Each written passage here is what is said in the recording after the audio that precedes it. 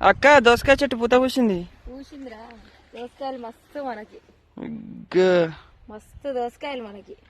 మరి కాస్తాయి అక్క. మరి పూత వచ్చిందంటే కాత ఇంకో బీర తీగ. ఇగో చిక్కుడు తీగలు కూడా, తీగలు వాడుతున్నాయిరా.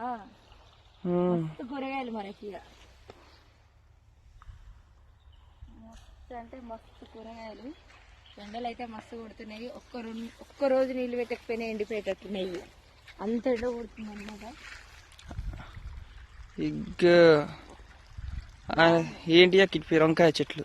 కానీ తింటావా అక్క వంకాయ చెట్ల? వంకాయ కూర ఒక్కరోజు తిన్నా, ఒక్కరోజు తినేసరికి జ్వరం వచ్చింది నాకు.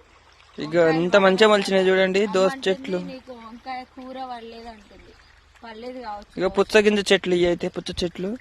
ఇంకా ఇవన్నీ దోస చెట్లు. వా ఎంత బాగున్నాయి చూడండి. అనక అబ్బో